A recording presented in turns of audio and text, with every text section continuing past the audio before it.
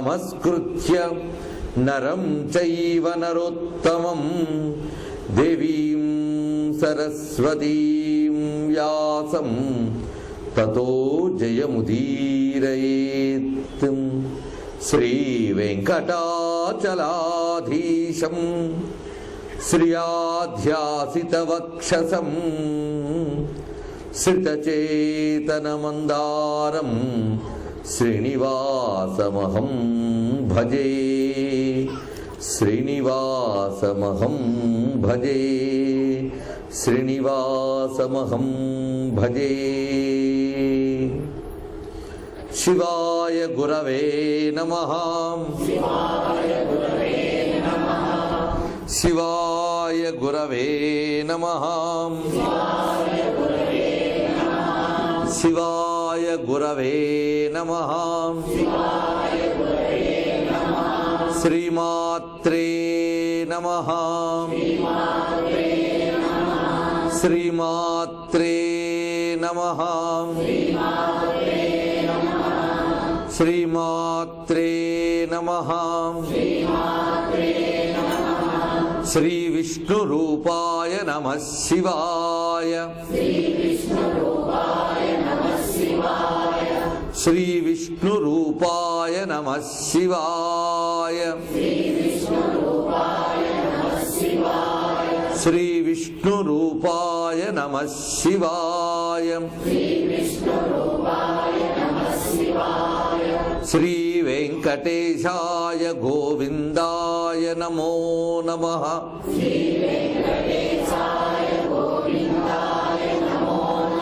శ్రీ వెంకటేశాయ గోవిందాయ నమో నమః.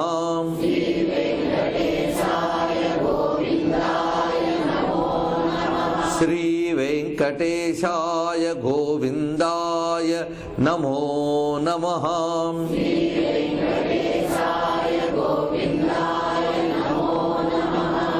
శ్రీ శ్రీనివాస పరబ్రహ్మణే నమః.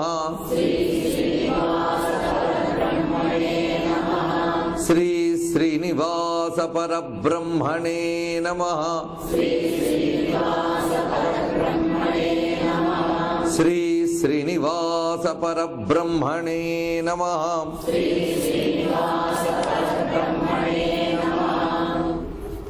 నమో మహద్భ్యో ఋషిభ్యో గురుభ్యో నమః. భగవన్మయమైన సభా సదస్సుకి నమస్సులు సమర్పణ చేసుకుని తన యొక్క పాప సంఘాతమంతా నల్లని రూపం ధరించి దగ్ధమవడం తానే చూసి ఓ వెంకటాచలమా అన్నట్ట. అది విశేషం. అంటే పేరు ఏం చేసింది? పాపాన్ని దహించింది. వేం పాపమితి ప్రాహు కటహాత దాహముచ్యతే. పాప దహనం జరిగి ఇంకా శుద్ధుడై పరుగెత్తుకు వెళ్ళి ఆ మూర్ధమునందు ప్రకాశించేటువంటి స్వామిని దర్శనం చేసుకుని తరించిపోయాడు అని మనకి పురాణం చెప్తున్న కథ. ఇది వెంకటాచల దివ్యగాథ. అటువంటి ఈ పర్వతాన్ని ఎక్కేటప్పుడు ఎలా ఎక్కాలి? ఎన్ని విశేషాలు చెప్పాడండి. ఏది దగ్గర ప్రయాణం? మెట్లెక్కడమా, చుట్టూ వెళ్ళడమా, వెహికల్తో తిన్న గడిపోవచ్చు కాదు, తాడుతో పెట్టారు. సదుపాయాలు ఉండకూడదని నేను చెప్పట్లేదు, ఉండాలి సదుపాయాలు. వెళ్ళాక కాస్త మామూలు భోజనాది సౌకర్యములు, ఇతర వసతులు, శౌచ సదుపాయములు ఇవన్నీ అవసరమే. కానీ సదుపాయానికి కూడా ఒక హద్దు ఉంది. అది చిట్ట చివరికి మనకి లగ్జరీ అయిపోకూడదు. నెససరీ, కంఫర్ట్, లగ్జరీ అని మూడు అంటారు కదండి. అందుకు అత్యవసరము, సౌకర్యము, విలాసము. మనకు క్షేత్రం ఎప్పుడు విలాస కేంద్రం కాదు, విహార కేంద్రం కాదు, అది సాధనా కేంద్రం, తపో కేంద్రం. అందుకు భారతదేశపు భూముల్ని దయచేసి పాశ్చాత్య దృష్టితో విహార కేంద్రములుగా, విలాస కేంద్రములుగా చూడవద్దు. ఇవి తపో భూములు, యోగ కేంద్రములు. కనుక పులిని చూచి నక్కవాత పెట్టుకున్నట్టు అలా చేయొద్దు. కానీ రివర్స్ అందాం ఇందులో. ఎందుకంటే మనం పులులం, మన భూమి దివ్యం. ఇలాంటి దివ్యమైన భూముల్ని భోగ భూములుగా మార్చే ప్రయత్నం చేయవద్దు. అలాంటి బుద్ధులు పెద్దలకు పుట్టకూడదని వెంకటేశ్వర స్వామిని ప్రార్థిస్తాం. అలాగా ఆ పర్వతాన్ని ఎక్కేటప్పుడే ఎలా ఎక్కాలో శాస్త్రం చెప్తున్నది చూడండి. వారి వారి శక్తి అనుసారం. సోమరితనానికి సౌకర్యం అని పేరు పెట్టుకోవద్దు. శక్తి అనుసారం. మోకాలు నొప్పులు ఉన్నవాడు పాపం మరో మార్గంలో వెళ్ళొచ్చు. కానీ శుభ్రంగా అటు ఇటు తిరిగేవాడికి ఏమొచ్చిందండి? కర్మ. అందుకు నీ శక్తి మేరకు, అది యథాశక్తి. అది యథాశక్తి అవునో కాదో ఎవడో చెప్పక్కర్లే, మనకు మనమే నిదర్శనం. ఎప్పుడు కూడా మన సాధనకి ప్రోగ్రెస్ రిపోర్ట్ పక్కవాడి నుంచి తీసుకోవాలని ప్రయత్నం చేయొద్దు. ఎందుకంటే నీ కర్మకి వాడు భరోసా కాదు, నీ కర్మకు నువ్వే భరోసా. నీ కర్మానుభవానికి నువ్వే కర్తవు, నువ్వే భోక్తవు. చివరికి నీది అనుకున్న భార్య కూడా నీతో రాదు. ధర్మార్థ కామముల వరకే తప్ప మోక్షం వద్ద నాతిచరాములు లేవు. అది ఎప్పుడో చెప్తున్నా. కనుక ఎవడి కర్మ వాడిదే. అందుకు ప్రోగ్రెస్ రిపోర్టు పక్కవాడి దగ్గర నుంచి తీసుకోవాలని ప్రయత్నించద్దు. పక్కవాడి చేత గొప్పవాడు, గొప్ప భక్తుడు, గొప్ప సాధకుడు, గొప్ప తపస్వి, గొప్ప యోగి అనిపించుకున్నంత మాత్రాన కాదు, అవునా కాదు వాడికి తెలియాలి, వాడు సాధన చేసుకోవాలి. అందుకు మనం వెళ్ళేటప్పుడు ఆ పర్వతాన్ని ఎలా చూడాలి, అక్కడ ఏ స్తోత్రం చదువుతూ కొండ ఎక్కాలో మనకు చెప్తున్నారు. దానితో విశేషం ఏంటి అంటే, స్వర్ణాచల మహాపుణ్య సర్వదేవ నిషేవిత. అది కేవలం జడమైన పర్వతము అనే భావనతో కాకుండా మనల్ని అనుగ్రహించడానికి ఆ రూపంతో ఉన్న విష్ణు తేజము, ఆదిశేషమన్నా నారాయణాంశే కదండి. అందుకు అది విష్ణు తేజము అనే భావనతో దాన్ని సంబోధించాలి. ఎందుకంటే ప్రతిదానికి ప్రాణశక్తి, ఆత్మశక్తి ఉంటాయి ఈ సృష్టిలో. అది భారతీయ భావన. చెట్టుకి, పుట్టకి, రాతికి, రప్పకి కూడా ప్రాణశక్తి, ఆత్మస్వరూపము ఉన్నది. అందుకు దేనిని జడ పదార్థంగా చూడరాదు. ప్రకృతి చైతన్యమయం, ప్రతిదానికి అధిష్టాన దేవత స్వరూపం ఉంటుంది. అదేవిధంగా మన ఇంద్రియాలకు కూడా ఉన్నాయి అధిష్టాన దేవతా స్వరూపములు. మరి ఆ శేషాద్రికి అధిష్ఠించిన నారాయణ చైతన్యాన్ని ప్రార్థన చేస్తూ, స్వర్ణాచల మహాపుణ్య సర్వదేవ నిషేవిత బ్రహ్మాదయోపియం దేవా సేవంతే శ్రద్ధయా సహా. ఓ స్వర్ణగిరి, మహాపవిత్రమైనటువంటి దానా, సర్వదేవతల చేత సేవించబడే తల్లి, బ్రహ్మాదులు కూడా నిన్ను శ్రద్ధగా సేవిస్తారే. తం భవం తం, అటువంటి నిన్ను అహం పద్భ్యాం ఆక్రమేయం నగోత్తమ. ఓ పర్వతరాజా, నిన్ను నేను కాళ్ళు వేసి ఎక్కుతున్నందుకు క్షమస్వతదఘం, ఆ పాపాన్ని క్షమించు. మేధ్య దయయా పాపచేత సహా, పాపాత్ముడైన నేను ఈ పాదములు వేస్తున్నందుకు నన్ను క్షమించు. ఎందుకయ్యా పాదం వేస్తున్నానంటే, త్వన్మూర్ధని కృతావాసం మాధవం, నీ యొక్క తలపై ఉన్నటువంటి మాధవుణ్ణి చూడాలని నేను వస్తున్నానయ్యా. అందుకే త్వన్మూర్ధని కృతావాసం మాధవం దర్శయస్వమే, నీ యొక్క మూర్ధమునందు ఉన్నటువంటి మాధవుణ్ణి నాకు చూపించు అని ప్రార్థిస్తే ఈ పర్వతాది దేవత మనకి స్వామి యొక్క దర్శనం కలిగిస్తాడట. అది కానీ భావిస్తే వీడి రికమెండేషన్, వాడి రికమెండేషన్ అక్కర్లేదు. ఆ పర్వతాధిపతే మనకి దగ్గరుండి స్వామి దర్శనం చేయిస్తాడు. ప్రార్థయిత్వా నరస్త్వేవం, ఇలా ప్రార్థన చేసే నరుడు వెంకటాద్రి నగోత్తమం, పర్వత శ్రేష్టమైన వెంకటాద్రిని ఎక్కాలి. అది ఎలాగా? తతో మృదుపదం గచ్చేత్, మెత్తని అడుగులతో వెళ్ళాలి. అంటే కఠినంగా వేస్తున్నట్టు కాకుండా అతి జాగ్రత్తగా వేసి ఆ వెంకటాచలంలో గోవిందనామస్మరణ చేస్తూ వెళ్ళాలి. ఇది మహాత్ములైన వారికి ఆ విషయం కనిపిస్తూ ఉంటుంది, మనం భావించాలి. మహాత్ముడికి కనిపించేది మనకు భావనకి మాత్రమే, అది విశేషం. ఒక మహర్షి తపస్సు వచ్చాడంటే ఆయనకు మొత్తం కొండలు బండలు కనబడవు, మొత్తం నారాయణ అనంతమూర్తులు కనిపిస్తాయి అతనికి. అడుగడుగునా నారాయణ అనుభవంతో అతను ఎక్కుతాడు. మనకు ఆ సిద్ధి లేదు గనక వారి అనుభవాన్ని మనం భావనలోకి మాత్రమే తెచ్చుకోగలం. అందుకు మనం చేయవలసింది పవిత్రతను భావన చేస్తూ గోవిందనామస్మరణ చేస్తూ వెళ్ళాలి. ఇక మహాత్ములు కారణ జన్ములకి ఆ భగవంతుడే చెప్పి మరీ చూపిస్తాడు. అలాగే మహానుభావుడైన అన్నమాచార్య ప్రేరితుడయ్యాడు. ఆయన ఏ క్షణాన స్వామిని చూసాడో గాని ఆ క్షణం నుండి ఆయన జీవన సర్వస్వం వెంకటేశ్వర స్వామి అయిపోయాడు. అందుకు ఆయన అనుకోకుండా బయలుదేరాట. ఎక్కడో పొలం పని చేసుకుంటూ ఉంటున్నటువంటి వాడు అప్పుడు ఆ కొడవలి తగిలి నెత్తురు కారితే అప్పుడు 16 ఏళ్ళు ఆయనకి. చెయ్యి పట్టుకున్నాడు ఆయన. ఆ పట్టుకుని చూస్తుంటే గోవిందా గోవిందా గోవిందా అని కొంతమంది వెళుతూ ఉన్నారట పర్వతానికి. ఈ దుఃఖం కూడా మర్చిపోయాడు. వాళ్ళు వెంట వెళ్ళిపోయాడు ఆయన. అలా గోవిందా గోవిందా. ఎవరు లాగారు ఆయన? ఆ సర్వాకర్షకుడు లాగాడు. జీవుడిని దేవుడు ఆకర్షిస్తాడు. అలాగే ఏ జీవుడికి, ఏ భక్తుడికి ఏ క్షేత్రం ఆకర్షిస్తుందో ఎవరికి తెలుసండి. ఈ దేశంలో ప్రతి క్షేత్రానికి అనేక మంది మహర్షులతో సంబంధం ఉంది. మనలాంటి వాళ్ళు గుర్తుగా ఒకరో ఇద్దరో అయినా కనబడతారు. అందుకే భద్రాచలం అంటే రామదాసు కనబడతాడు, అరుణాచలం అంటే రమణ మహర్షి కనిపిస్తారు, వెంకటాచలం అంటే అన్నమయ్య కనిపిస్తాడు, గురువాయూపురం అంటే నారాయణ భట్టాస్త్రి కనిపిస్తాడు, పండరీపురం అంటే తుకారాం మొదలైన వారు కనిపిస్తారు. అందుకే భారతీయ దేవాలయ వ్యవస్థ ఎందరి భక్తుల్నిచ్చింది, ఎందరి మహాత్ముల్నిచ్చింది, ఎందరి సంస్కృతినిచ్చింది. అందుకే చెప్తున్నాం, మన ఆలయాలు మన సంస్కృతికి ప్రాణాలు. ఇలాంటి ఆలయ వ్యవస్థ దేశంలో ఏ మతానికి లేదు, ఒక్క హైందవ మతానికే ఉంది. అందుకు ఈ ఆలయాన్ని కాపాడుకోవాలి, ఈ వ్యవస్థని కాపాడుకుంటే దాన్ని ఆధారం చేసుకున్న సంస్కృతిని అంతటినీ కాపాడుకున్న వాళ్ళం మనం అవుతాం. ఆ దృష్టితో మనం క్షేత్ర తీర్థయాత్రలు చేయగలిగితే ఒక్కొక్క క్షేత్రం అనంత దివ్య చరిత్రను మనకి ఇవ్వడానికి సిద్ధంగా ఉన్నది. అలాగే అన్నమాచార్యుల వారు వారి వెంట వెళుతూ అప్పుడు కాలికి చెప్పులు వేసుకున్నాడు ఆయన. ఆ కొండ ఎక్కబోతూ ఉంటే తెలిసి తెలియకుండా పిల్లవాడు తప్పు చేస్తే తల్లి తండ్రి పాఠం చెప్తారు. పైగా ఈ నా పిల్లవాడు అనుకునేటంత పుణ్య విశేషం ఆయన గత జన్మల నుంచి ఉన్నది. సాక్షాత్ అమ్మవారి చేత అయ్యవారి చేత నా పిల్లవాడు అనుకునే వాత్సల్యం అన్నమయ్యకి గత జన్మల పుణ్య విశేషం చేత ఉన్నది. అందుకు ఆయనకి ఒక పలుకు వినబడిందిట, అమ్మవారి పలుకు. మన అలమేల మంగ పద్మావతీదేవి పలుకు, కమలా మహాదేవి. ఈ విషయం అంతా కూడా అన్నమయ్య చరిత్రము అని వాళ్ళ మనవడే రాశారు. అన్నమయ్య చరిత్ర అంటే మనం ఇప్పుడు చూసే సినిమా చరిత్ర కాదండి, దయచేసి. మొత్తానికి అన్నమయ్య అసలు చరిత్ర మనకు చక్కగా రచించినటువంటి వారు చిన్న తిరుమలాచార్యుల వారు. ఔచిత్యాలు తెలియాలి, భక్తులు వాళ్ళ ప్రవర్తనలు, దైవము, భూమికలు, ఇవన్నీ రహస్యాలు అధ్యయనం చేయాలి. అలాగే ఈయన వెళుతూ ఉంటే ఆ కమలా మహాదేవి శిశువు తన కృపామృత ధార తనివి నొందించి, ఇది చిన్న తిరుమలాచార్యులని అన్నమయ్య మనుమడు అన్నమయ్య చరిత్ర రచించారు. అందులోది మీకు యథాతథంగా నేను వినిపిస్తున్నా. బాలక ఆ ఈ మహాపర్వతేంద్రంబు లాలిత సకల సాలగ్రామమయము.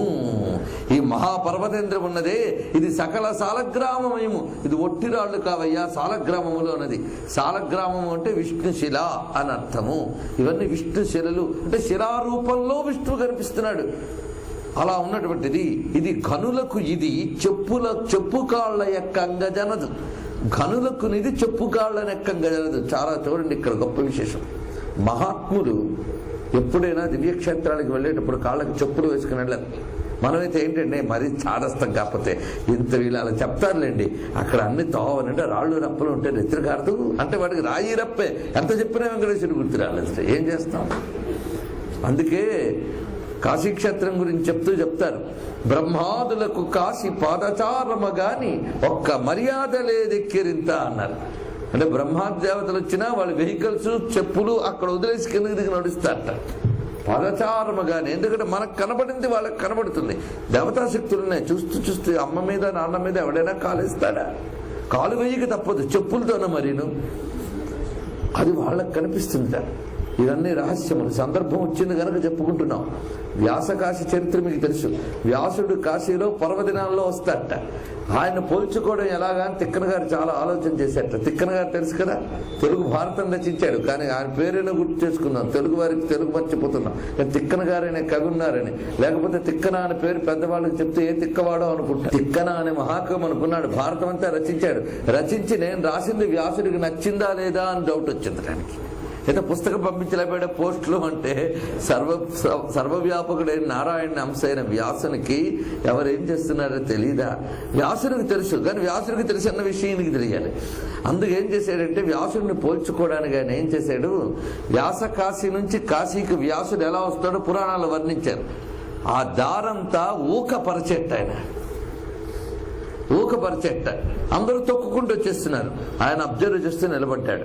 ఒక ఆయన వస్తున్నట్ట, చండాల వేషధారి, వచ్చి ఊకనంతటి పక్కకి తీస్తూ వస్తే మహానుభావాన్ని పాదాల మీద పడబోయేట.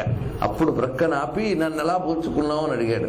అప్పుడు చెప్పాడు, మహాత్ములు ఊకని తొక్కరు, ధాన్యాన్ని తొక్కరు, బియ్యాన్ని తొక్కరు. ఇవన్నీ కూడా శాస్త్రములు.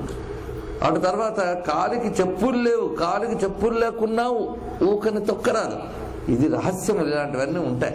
అలాగే పర్వతం ఎక్కేటప్పుడు మహాత్ములు కాలు చెప్పులతో వెళ్ళారు. అందుకే ఇక్కడ చిన్న తిరుమలాచార్య ఘనులకు ఇది చెప్పు కాళ్ళ ఎక్కంగా జనదు అన్నాడు ఆయన. ఘనులకు, గొప్పవాళ్ళైన వాళ్ళు ఆ పని చేయరయ్యా, నువ్వెందుకు ఆ పని చేస్తున్నావు? నీ చెప్పులు సడలిచి వేచి కనుగొను కన్నుల కనవచ్చుననినా. అమ్మా నీ పలుకు వినిపిస్తోంది కానీ నువ్వు కనబడట్లేదు అంటే నువ్వు ఆ చెప్పుకాళ్ళు వదిలేసి చూడు, ఎవరూ చూడని తిరుమల నీకు కనబడుతున్నది అన్నది అమ్మవారు. ఏమని? ఎవరూ చూడని తిరుమల నీకు కనిపిస్తుంది. అప్పుడు ఈయన వెంటనే విడిచిపెడితే మొత్తం పర్వతం ఎలా దర్శనమిచ్చిందో అన్నమాచార్యుల వారికి చెప్తున్నారు ఇక్కడ. ఆ రమానారాయణాకృతి కలిగి శ్రీరామకృష్ణ లక్ష్మీ నృసింహాది మూర్తులన్నీ ఒక్క మొత్తమైనట్లు. ఆ పర్వతం అంతా ఎలా కనబడిందయ్యా అంటే ఆ రమానారాయణ ఆకృతి కలిగి, ప్రధానమైన లక్ష్మీనారాయణ ఆకృతి, అటు తర్వాత శ్రీరామకృష్ణ లక్ష్మీ నృసింహాది మూర్తులన్నీ అంటే వెంకటేశ్వర క్షేత్రం సర్వనారాయణాకృతుల సమన్వయం, అదే విశేషం. శ్రీరామకృష్ణ లక్ష్మీ నృసింహాది మూర్తులన్నీ ఒక్క మొత్తమైనట్లు వర్తింపుచున్న నా వటువు వీక్షించి చూసి మహితసాల గ్రామమయమౌనటంచు బహువిస్మయమునంది ప్రణతులను నర్చే. ఆహా, నిజమే, ఇది సాలగ్రామమయం. మామూలు కంటికి రాయి, చూడగలిగే కంటికి ఇది నారాయణమయం అని చెప్పి ప్రణామాలు చేసేట. అందుకే ఆ మహానుభావుడు ఒక్కడే అన్నాడు, కట్టెదుర వైకుంఠము కణాచి అయిన కొండ, తెట్టలాయ మహిమలు తిరుమల కొండ, వేదములేశిలై వెలసినది కొండ, ఏ దశ పుణ్యరాశులే ఎరులైనది కొండ, గాదిలి బ్రహ్మాది లోకముల కొనల కొండ, శ్రీదేవుడుండేటి శేషాద్రి కొండ, కట్టెదుర వైకుంఠము కణాచి అయిన కొండ. ఆ పరవశంతోనే ఆయన వర్ణిస్తూ కంటిన ఖిలాండ కర్తన దికుని కంటి కంటి నగముల వీడు కొంటి నిజమూర్తి కంటి మహనీయ గణపణామణుల శైలము కంటి బహు విభవముల మంటపములు కంటి సహజ నవరత్న కాంచన వేదికలు కంటి రహిమహించడి గోపురమ్ములివి కంటి కంటిన ఖిలాండ కర్తన దికుని కంటి కంటి నగములు వీడు కొంటి పవనంబైన పప వినాశనము కంటి పావనంబైన పాప వినాశనము కంటి దైవికంబగు పుణ్యతీర్థములెల్ల కొనుగొంటి కోవిదులు కొనియాడు కోనేరు కంటి కంటిన కిలాండ కర్తన దిక్కుల కంటి పరమయోగీంద్రులకు సరి అయినటువంటి పదమిది. అందుకే స్థిరమైన శ్రీ వెంకటాధిపుని కంటి కంటి వాడేవో వెంకటాద్రినాథుడు. అలా చూస్తూ ఆ పర్వతాన్ని ఎక్కాడు మహానుభావుడు. ఆ ఎక్కిన తర్వాత క్రమంగా ఎన్నెన్ని చూసుకు వెళ్ళాడో ఆయన దివ్యక్షేత్రంలో. ఆ చూసి వెళ్ళినప్పుడు ఈ తీర్థములు మొదలైన వాటిని దర్శనం చేసి క్రమంగా అప్పుడు పలికిన కీర్తనే అదివో అల్లదివో శ్రీ హరివాసము 10,000 శేషుల పడగల మయము. ఎప్పుడైనా మనకు అలా కనబడిందా? ఆ పాట మాకు సరిగ్గా వినబడిందా? పోనీ చెవులో గింగుర్లాడు తిరుగుతూ ఎప్పుడైనా భావించామా కనీసం? 10,000 శేషుల పడగల మయము తలుచుకుంటే ఒళ్ళు పులకిస్తుందే, ఎంత దివ్యమైనటువంటిది. అదే వెంకటాచల మఖిలోన్నతము, అదివో బ్రహ్మాదుల కపురూపము, అదివో నిత్య నివాస మఖిల సురులకును, అదే చూడుడు అదే మృక్కుడు ఆనందమయము, అదివో అల్లదివో శ్రీహరివాసము అని చెప్పి వెళుతూ అక్కడ కోనేరుని చూశాడు ఆయన. ఆ కోనేరుకి నమస్కరించాడు. మనకంటే ఒట్టి కోనేరు, ఆ కోనేరు దగ్గరే ఉన్నాడు ఆ మొదటి స్వామి. ఎవరు? ఆదివరాహ స్వామి. అందుకే మొదట ఆయన్ని చూడాలట. ఎందుకంటే ఆ స్వామి మళ్ళీ శ్రీనివాసుడి కలియుగంలోకి వచ్చినప్పుడు మొదటి ఈయన దగ్గరికి వచ్చి చూడడిగట. అంటే ఆయన ఈయన కదండి, అంటే ఆయన ఈయన అయినప్పటికీ 2 అయ్యాయి. 2 అవగానే అన్ని లాలు ఎప్పుడే అవుతాయి. అక్కడ ఆది నుంచి ఉన్నావు కనుక నిన్ను నీ పర్మిషన్ లేకుండా ట్రెస్ పాసింగ్ కూడదయ్యా అని అడిగాడు. ఆయనే మరో రూపం ధరించగానే ఎంత ధర్మం పాటించారండి మహానుభావుడు. అది విశేషం. అందుకు ఈ అర్చావతారంగా వచ్చినప్పుడు తానే ఆ ధర్మాన్ని పాటించాడు. అప్పుడు అటువైపు వరాహస్వామిగా ఆది నుంచి ఆ కోనేరొడ్డినే ఉన్నాడు. ఇప్పుడు ఇటువైపు మళ్ళీ అర్చావతారమూర్తి వెలసి ఉన్నాడు. అందుకు ఆ వచ్చేటప్పుడు ఆ కోనేరుకి నమస్కరించాడు. ఈ కోనేరు సామాన్యం కాదు, పురాణాల్లో వర్ణింపబడింది. సరే, వాళ్ళు వర్ణించారు కనుక దివ్యం అనేది మన భావన. కానీ ఇప్పుడు అమ్మవారి అనుగ్రహం చేత ప్రతి దానిలో ఉన్న దేవతాశక్తి అన్నమయ్య కనిపిస్తోంది. అందుకే ఆ కోనేరుని చూసి దేవునికి దేవికిని తెప్పల కోనేరమ్మ వేవేల మృక్కులు లోకపావని నీకమ్మా అన్నాడు. అది సామాన్యమైనటువంటి కోనేరా అమ్మా.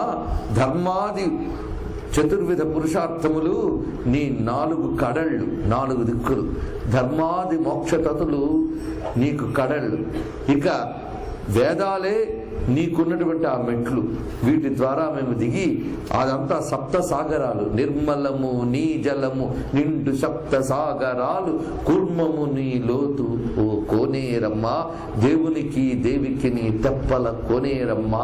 అది కోనేరు కాదండి, కోనేరమ్మ అనేటువంటి భావన చేసి వరాహస్వామి దర్శనం చేసి అటుపై క్రమంగా ఆయన వెళుతూ ఉండగా స్వామి యొక్క సేనాధిపతి అయిన విశ్వక్సేనుల వారి దర్శనం జరిగిందిట. నీవెకా చెప్పి చూప నీవెకా శ్రీ విభు ప్రతినిధివి సేన మొదలారి అని కీర్తించారు. అలా వెళ్ళగా వెళ్ళగా అప్పుడు దర్శనమైంది స్వామి యొక్క సందర్శనం. తన జీవిత గమ్యం, సర్వజీవుల గమ్యం అయినటువంటి పరబ్రహ్మ సందర్శనం జరిగి పులకించిపోయి, పొడగంటినయ్యా నిన్ను పురుషోత్తమా మమ్ము నడయకుమయ్యా కోనేటి రాయడా. చూసేనయ్యా స్వామి నిన్ను, నన్ను వదిలిపెట్టకయ్యా. కంటి కంటి నిలువు చక్కని మేను దండలను అంటు చూపులను చూచే నవ్వుమోము దేవుని కంటి కంటి నిలువు చక్కని మేను దండలను. త్యాగరాజ స్వామి వారి ఈ స్వరూపాన్ని చూసి వర్ణించి వెంకటేశ నిన్ను చూడ 10,000 కనులు కావాలనయ్యా అన్నాడు ఆయన.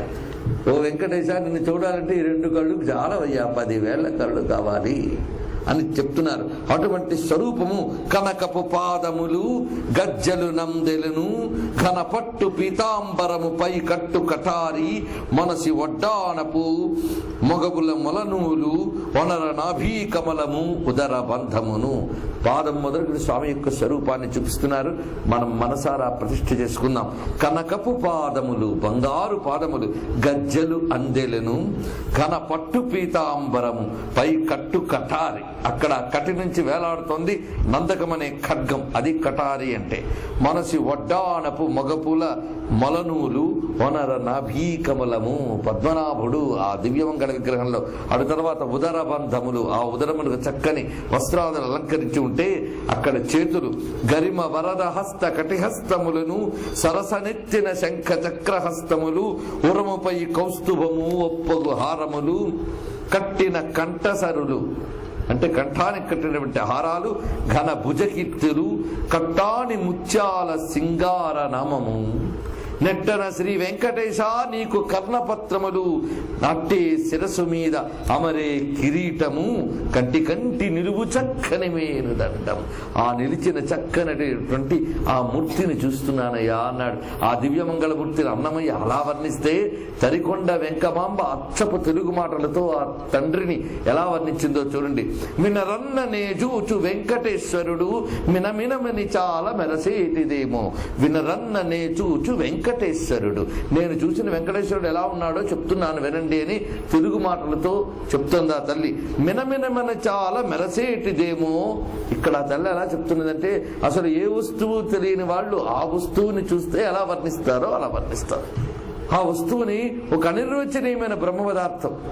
మనం శంఖం చక్రం అన్నాం, ఎప్పుడు విన్నాం గనక ఆ మాట కూడా అన్నట్లే ఒక మాయకురాలైన పసిపిల్ల శంఖ చక్రాలు కిరీటము అనే పేరు కూడా తెలియని ఆమె ఒక్కసారి చూస్తే ఎలా చెప్తుందో అలా చెప్తున్నది ఆ తల్లి. అది ఇందులో ఉన్నటువంటి గొప్ప విశేషం. మనకంటే కిరీటాలు ఇవే కనిపిస్తాయి. అంత వెంకటేశ్వర స్వామి ఎంత వజ్ర కిరీటం అండి అంటాం మనం, కానీ వజ్ర కిరీటం అందం కాదు, అది వెంకటేశ్వరుని శిరసిపోయింది కనుక అందం.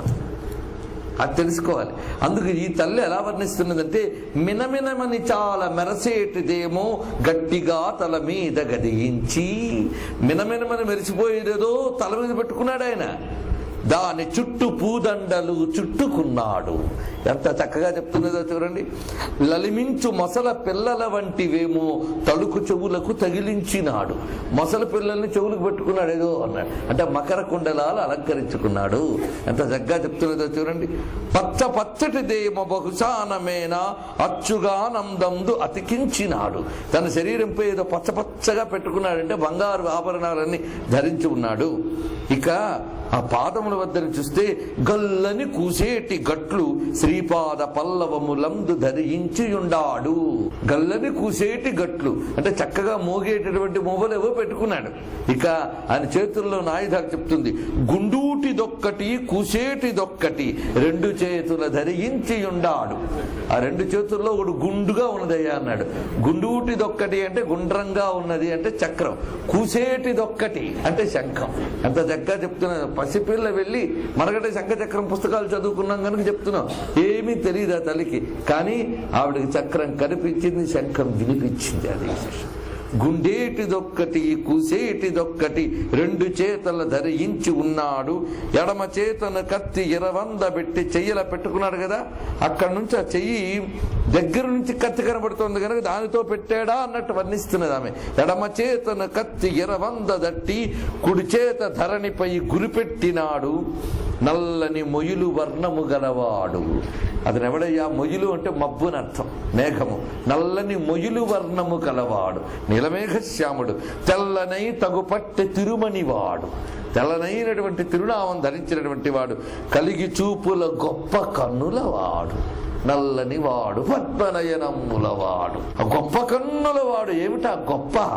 కరుణ అక్కడ గొప్ప, పాలన అక్కడ గొప్ప. లాలన పాలన ఆ రెండు ఆ కళ్ళల్లో అందరికీ అందిస్తున్నవాడు గనక గొప్ప కన్నుల వాడు. అంతేకాదు సర్వశక్తిమంతుడిని నేనని, సర్వలీలామయుడిని నేనని తెలియజేస్తున్నట్టు. ఎలాగూ మొలక నవ్వుల వాడు, ముద్దుల వాడు. చిరునవ్వు మందహాసంగా ఆ పెదవులపై కదులుతుంది. అందుకు కలికి చూపుల గొప్ప కన్నుల వాడు, మొలక నవ్వుల వాడు, ముద్దుల వాడు. పసపు పూసిన పాతపై హొయల్ మీద విసువక వలెవాటు వేసి వేడుకను అంటే పీతాంబరధారి అని వర్ణించింది ఆ తల్లి. ఆ మహాపట్టణం ఎంత గొప్పది అంటే ఆ వెంకటాద్రి ఎంత గొప్పది, దానిపై స్వామి ఎంత సొగసైనవాడు. అప్పుర్యందు దివ్యతరహాటక కుంభ విరాజమానమై ఒప్పు విమాన మధ్యమున ఉత్తమ పురుషుడై మహాత్ముడై. ఈ తరికొండ వెంకమాంబ వెంకటాచల మహాత్మ్యం అనే ప్రబంధం రచించారు. ఆ తల్లి రచించిన దాంట్లో ఒక పద్యం ఇది. అప్పుర్యందు అంటే తిరుమలయందు దివ్యతరహాటక కుంభ విరాజమానమై ఒప్పు విమాన మధ్యమున ఉత్తమ పురుషుడై మహాత్ముడై ఒప్పుల కుప్పయై. ఆయన ఎవరయ్యా అంటే ఒప్పుల కుప్ప. ఒప్పు అంటే మంచి అని అర్థం. ఒప్పుల కుప్ప అంటే సద్గుణాల రాశి, అనంత కళ్యాణ గుణాంబు రాశి ఆ వెంకటేశ్వర స్వామి. మంచి అంటే సు అన్నమాట, శుభం. అవన్నీ రాసిపోస్తే స్వామి మూర్తి. అందుకు ఒప్పుల కుప్పజై ధర మహోన్నతుడై వెలుగొందు చుండు మా అప్పడు వెంకటేశ్వరుడు అహర్నిశమున్ కమలా సమేతుడై. ఒప్పుల కుప్పజై ధర మహోన్నతుడై వెలుగొందు చుండు మా అప్పడు వెంకటేశ్వరుడు అహర్నిశమున్ కమలా సమేతుడై. ఇది ఆనాడు దేవతను దర్శించిన స్వామి మూర్తి. తరికొండ వెంకమాంబ దర్శించిన మూర్తి, అన్నమయ్య దర్శించిన మూర్తి, మనందరం సందర్శిస్తున్న మూర్తి. ఈ రోజు మనందరం వెంకటాచల యాత్ర చేసి స్వామి ముందు కూర్చున్నాం.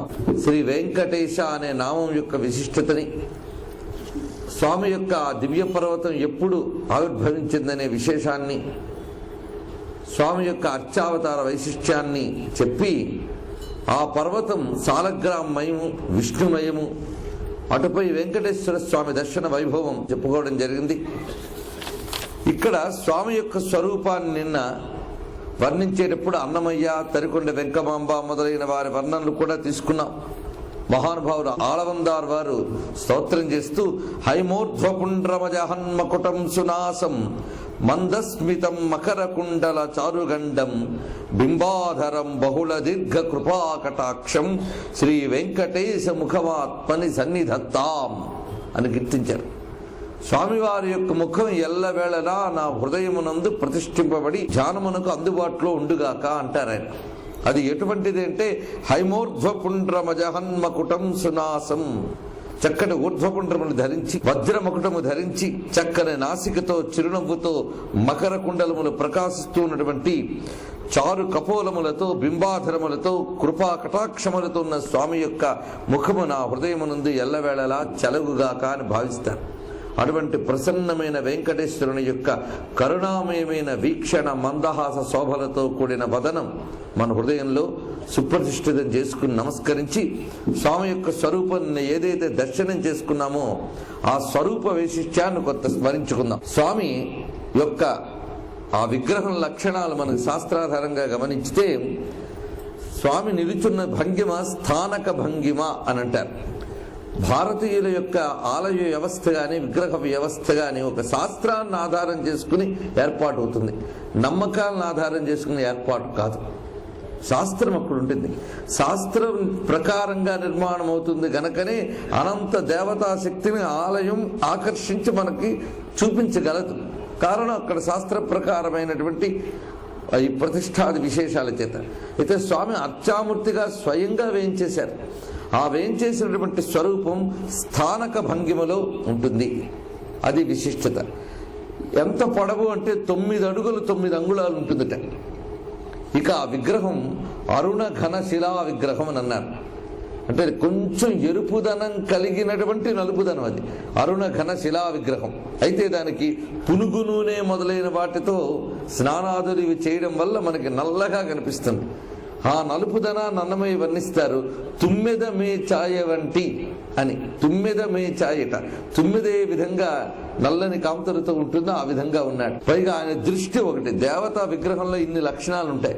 స్వామి యొక్క చూపు ఎలా ఉంటుందంటే సమదృష్టి అని. అందులో 4 హస్తములు, కట్యవలంబిత ముద్ర అని ఒక ముద్ర. కట్యవలంబిత ముద్ర అంటే ఎడమ చెయ్యి కటి దగ్గర స్వామి పెట్టి ఉంటారు. ఇక కుడి చెయ్యి వరద ముద్ర ధరించి ఉంటుంది. కట్యవలంబిత ముద్ర, వరద ముద్ర ఇది ధరించి ప్రకాశిస్తూ ఉంటారు. వరద ముద్ర అంటే అధోముఖంగా హస్తాన్ని, అంటే అభయహస్తాన్ని అధోముఖంగా చూపించడం. అంటే సర్వ వరములను మనకు అనుగ్రహించేవాడు పరమాత్మ. ఆయన పాదాల దగ్గర ఉన్నవాళ్ళం కనుక మనపై వర్షిస్తూ ఉంటాడు ఆయన ఆ హస్తాన్ని చూపిస్తూ. ఇక దండాభరణాలన్నీ కూడా నాగాకృతిలో భుజాలకు అలంకరింపబడి ఉంటుంది. ఇక ఆ సౌందర్యం చూస్తే సర్వావయవ సౌందర్య సంపదే సర్వచేతస సదా సమ్మోహనాయాస్తు వెంకటేశాయ తే నమః అంద. సర్వావయవ సౌందర్య సంపద, సర్వావయవంలోనూ పరిపూర్ణమైన దివ్య సౌందర్యం ఉట్టిపడుతున్నటువంటి విగ్రహం అది. ఆ స్వరూపాన్ని మొత్తం హృదయంలో మనం ఇప్పుడు ధ్యానం చేసుకున్నాం. స్వామి స్వరూపంపై అనేక చర్చలు జరిగాయి మనకి. వెంకటేశ్వర తత్వంలోకి ప్రవేశించేటప్పుడు అని బహుపురాణముల నుంచి మనం తీసుకుంటున్నాం. అదేవిధంగా ఆగమ శాస్త్రములు, నైగమములు అంటే వేద శాస్త్రములు కూడా ఆధారం తీసుకుని ఎక్కువగా శ్రమ మీరు పడకుండా ఆ శ్రమ ఏదో మనమే పడి అక్కడి నుంచి అనంత విషయాల్లో సారాన్ని గ్రహించి ఇక్కడ చెప్పడం జరుగుతున్నది. లోకంలో కూడా మనకి కొన్ని శతాబ్దాలుగా స్వామి యొక్క స్వరూపంపై అనేక చర్చలు సాగాయి, ఇప్పటికీ చేస్తుంటారు. అందులో పత్రికల వాళ్ళు వేడి పుట్టించడానికి పనికిమాలిన చర్చలు పెడుతూ ఉంటారు. అలా ఈ మధ్య ఒక చర్చ కూడా చేశారు ఒక పత్రిక వాళ్ళు. అది ఎప్పుడో కొన్ని శతాబ్దాల నుంచి సాగి సద్దుమణిగిన చర్చ మళ్ళీ లేపారు. అంత పనికిమాలిన చర్చలు మరొకటి ఉండవు. అవేంటంటే వెంకటేశ్వరుడు శివుడా, శక్త లేదా విష్ణువా, కుమారస్వామ, అసలు ఇదేది కాదు బుద్ధులు అన్న వాళ్ళు కూడా ఉన్నారు పాపం. సరే, ఎవరు బుద్ధి వాళ్ళది. పుర్రుకొక్క బుద్ధి వలన పుట్టెనెన్నో వాదనలు, ఎవ్వరి వాదనలే వారి కింపగు వేదములు. అంతే, ఏం చేస్తామంటే పుర్రుకో బుద్ధి అన్నారు. అదే ఎవరికి తోచినట్లు వాడు వ్యాఖ్యానించుకుంటూ వచ్చారు.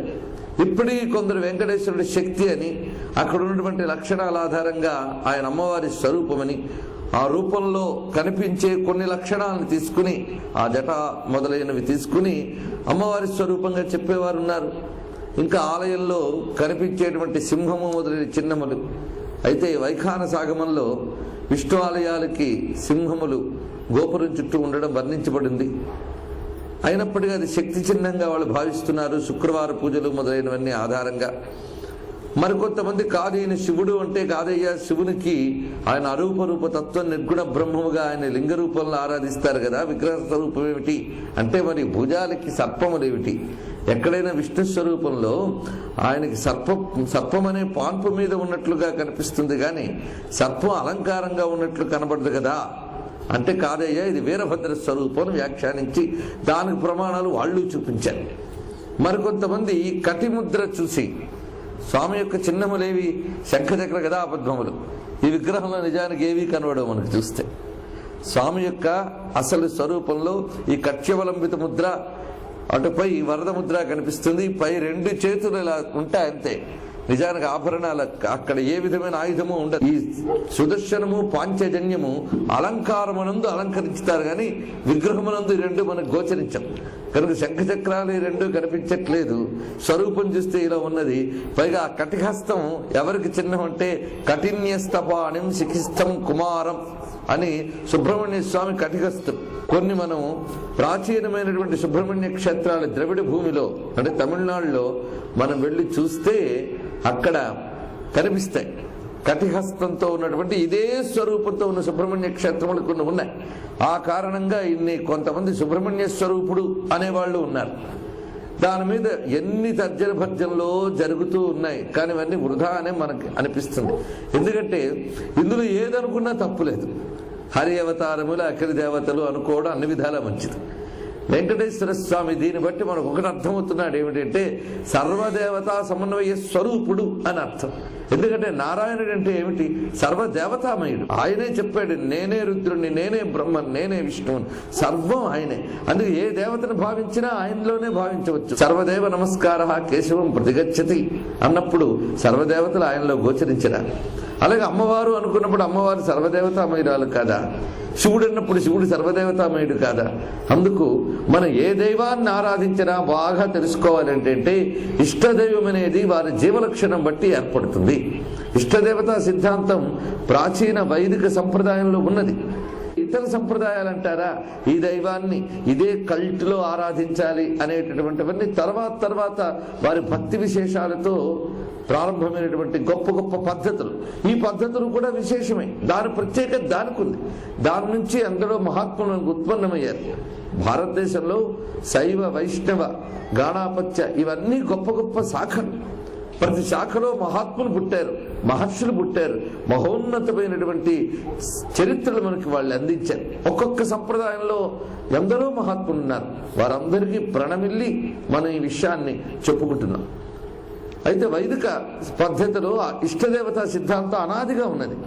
ఒక ఇష్టదేవతను ఆరాధించేటప్పుడు సర్వదేవతల్ని నమస్కరించినప్పటికీ కూడా ఇష్టదేవత ప్రీతి బాగా ఉంటుంది. ఉదాహరణకు హనుమంతుడు రామభక్తుడు, అది నేను ఇవాళ కొత్తగా మీకు చెప్పక్కర్లేదు.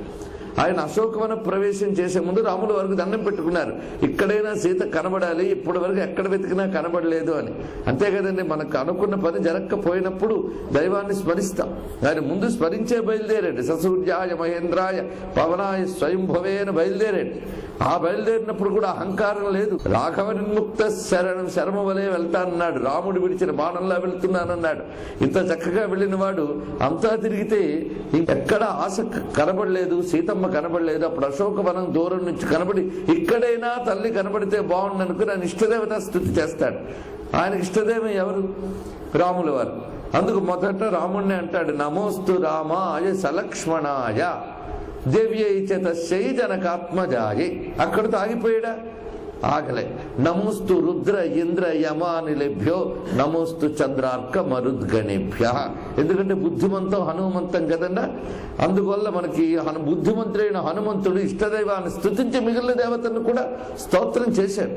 అందుకు మన సంస్కృతిలోనే ఇష్టదేవత ఆరాధన, ఇతర దేవతల్ని కూడా ఆరాధించడం రెండూ ఉన్నదే. అది మన సనాతనంగా ఉన్నదనడానికి రామాయణంలో హనుమంతుడి వారే ఆదర్శం మనకి.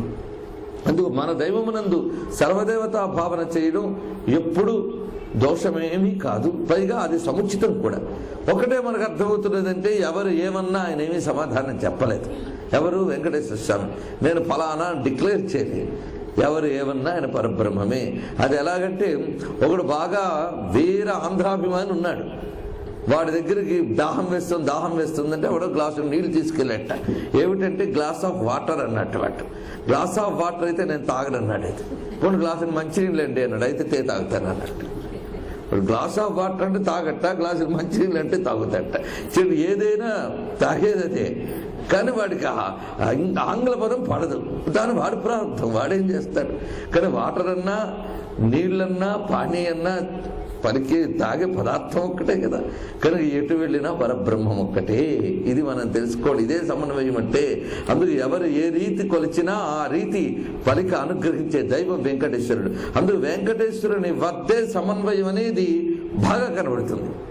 ఇన్ని అన్నిటికీ అన్ని లక్షణాలు ఆయన ఉదాహరణగా చూపించారు. చూడండి, మీరు కానీ వాళ్ళ వాదం చదివితే అదే నిజమేనేమో అనిపిస్తుంది, మళ్ళీ వీళ్ళ వాదం చదివితే ఇది నిజమేనేమో అనిపిస్తుంది. దేనికి వాళ్ళు శాస్త్ర ప్రమాణాలు చూపించారు.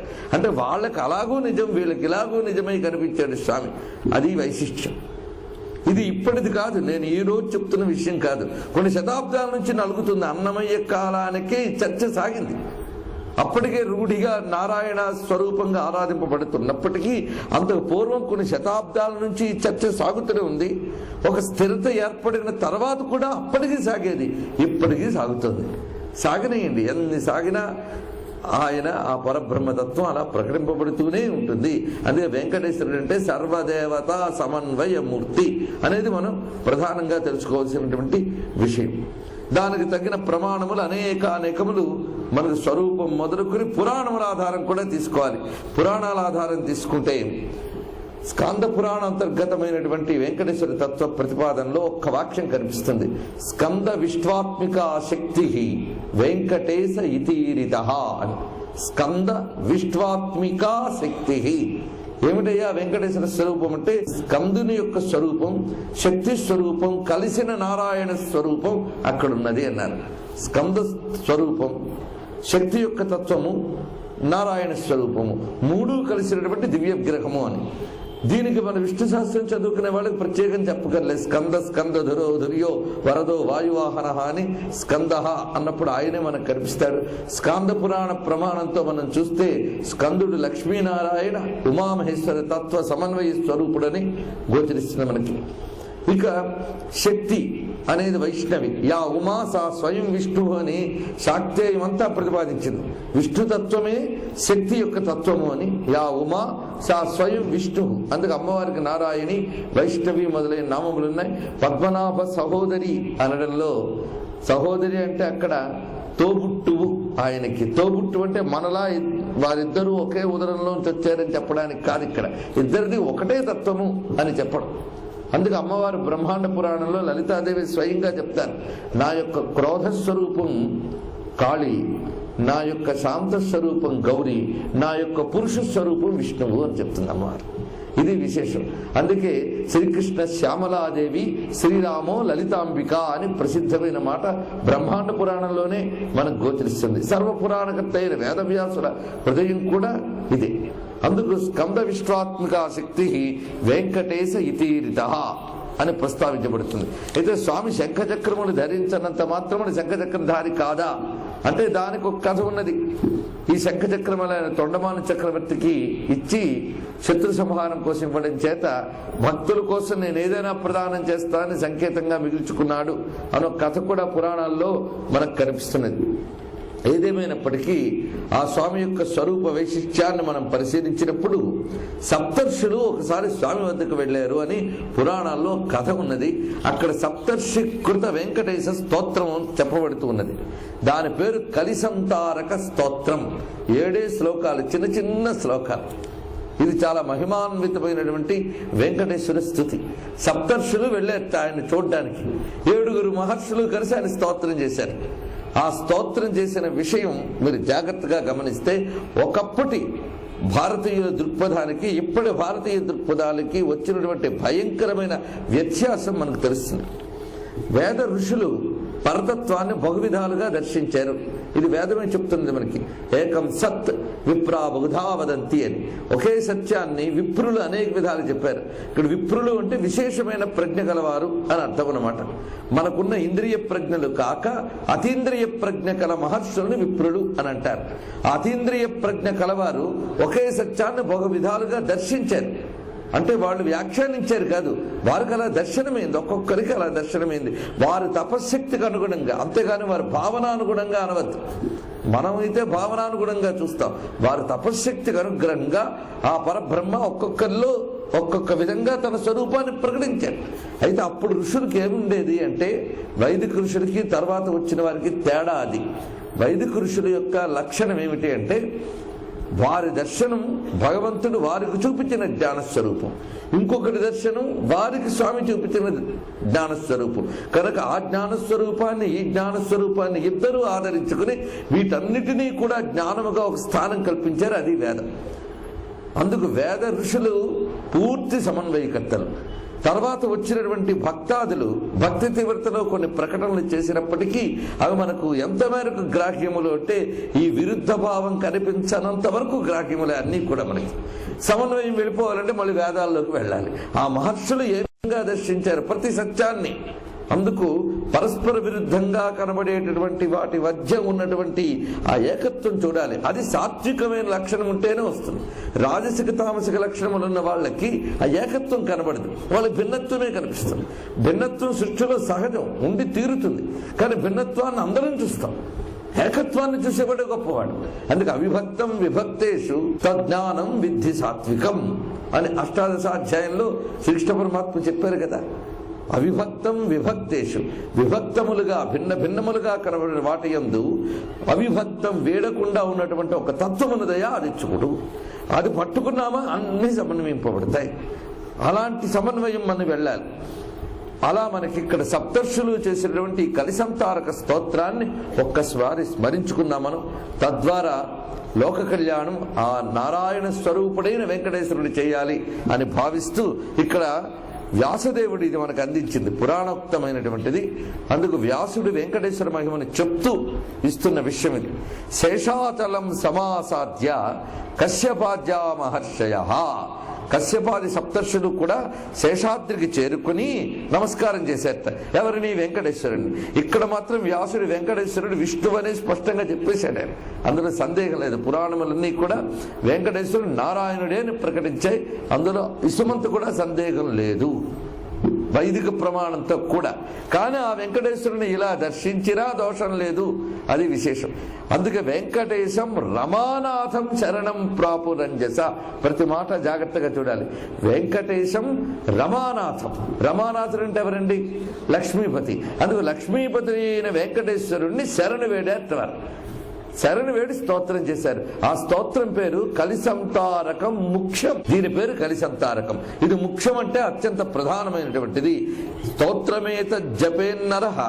ఈ స్తోత్రాన్ని ఎవరైతే జపిస్తున్నారో సప్తర్షి వాక్ ప్రసాదేన, ఇది సప్తర్షుల వాగ్రూపమైన అనుగ్రహం గనక విష్ణుస్తస్మై ప్రసీదతి, విష్ణువు వారిని అనుగ్రహిస్తున్నాడు అన్నారు.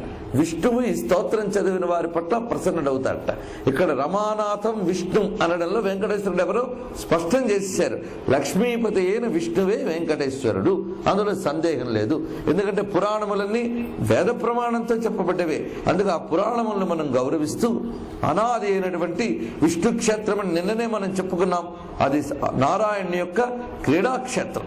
అందుకు నారాయణ విగ్రహం ఎలా వచ్చినదయ్యా అంటే కలిలో ఈ భిన్న భిన్న భావాలతో ఎవరైతే బాధపడుతున్నారో వారందరినీ సమన్వయించడానికి ఏక నారాయణ బ్రహ్మము వెంకటేశ్వరునిగా మనకి అర్చావతారమై ఉన్నది అనేది అర్థం చేసుకుంటే స్వామి ముందు నిలబడి ఎవరు ఏ ఇష్టదైవాన్నైనా స్మరించవచ్చు. దీనికి సంబంధించి అసలు శాస్త్రాన్ని కొంచెం మనం పరిశీలించితే అనేక ప్రమాణాలు ఇతివృత్తాలు కనిపిస్తాయి. ఉదాహరణకి పురీ క్షేత్రంలో జగన్నాథ స్వామి వారు మనకు తెలిసేది నారాయణ యొక్క దివ్యావతారం, అదొక అర్చావతారం. ఆ జగన్నాథ స్వామి సాక్షాత్ శ్రీకృష్ణ పరమాత్మ. అలాంటి ఆ పరమాత్మని చూడాలని కర్ణాటక దేశం నుంచి ఒక ఆయన బయలుదేరాట. అతను వెళ్తున్నది మాత్రం జగన్నాథుడు నారాయణుడు ఆయన్ని చూద్దామనే బయలుదేరాడు. ఆయన జగన్నాథుడు నారాయణుని చూడాలని, కనుక అభీష్టం గణపతి ఆయనకి. అయితే పూర్వం మనకు అభీష్టం ఎవరైనా ఇతర దేవతల పట్ల కూడా ప్రీతి ఉండేది. ఇంకో డౌట్ వచ్చేది కదా, పక్కవాడి పెట్టకపోతే మనకు రాదు. ఎవడో వేస్తాడు పుల్ల, ఇంకా అది పట్టుకుని అలాగ వస్తూ ఉంటుంది మనకి. అయితే ఈ కర్ణాటక దేశం నుంచి ఆయన పవిత్ర క్షేత్రం కదా పురి జగన్నాథ క్షేత్రం. కలిలో జగన్నాథ క్షేత్రాన్ని సేవిస్తే చాలా దివ్యం అది అని చెప్పి ఆయన ఎంతో శ్రమ తీసుకుని కర్ణాటక రాష్ట్రం నుంచి కాలినడకను వచ్చేట పురి జగన్నాథ స్వామి వద్దకు. వచ్చేటప్పటికి ఆయన జగన్నాథ స్వామిని చూస్తూ ఆనందంతో కళ్ళు మూసుకుని మన కళ్ళు తెరిచేటప్పటికల్లా అక్కడ జగన్నాథ స్వామి కనబడలే. ఆయనకి అంత తొండం వేసుకుని గణపతికి సాక్షాత్కరించాడు. సాక్షాత్కరించిన వాడు ఊరుకోలే, ఆ తొండం అంత చాచి ఈయన్ని చుట్టి తనలో లీనం చేసుకున్నాడు. అది వైశిష్ట్యం. అలా ఐక్యం ఇచ్చేసాడు ఆయనకి.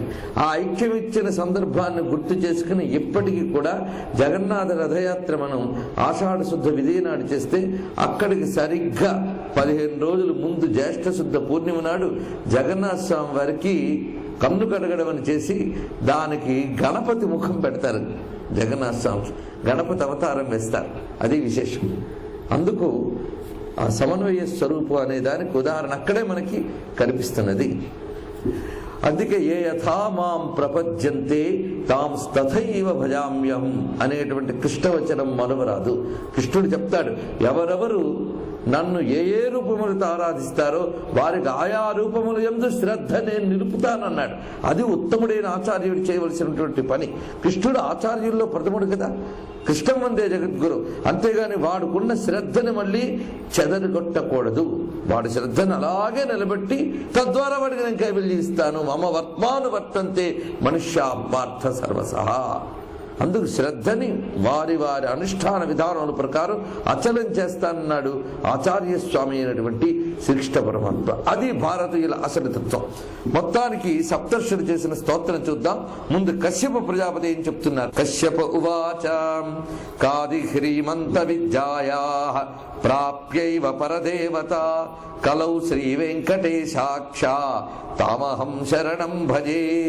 అత్రిర్వాచ అకారాదిక్షకారాంత వర్ణైర్హ్య ప్రతిపాద్యతే కలౌ స వెంకటేశాక్ష గతిర్మే ఉమాపతి. భరద్వాజ ఉవాచ భగవాన్ భార్గవీకాంతో భక్తాభీప్సితదాయక భక్తస్య వెంకటేశాక్షో భరద్వాజస్య మే గతి. విశ్వామిత్ర ఉవాచ విరాట్ విష్ణుర్విధాతా చ విశ్వవిజ్ఞాన విగ్రహ విశ్వామిత్రస్య శరణం వెంకటేశో విభుః సదా. గౌతమ ఉవాచ గౌర్గౌరీశ ప్రియో నిత్యం గోవిందో గోపతిర్విభు శరణం గౌతమస్యాస్తు వెంకటాద్రిశిరోమణి.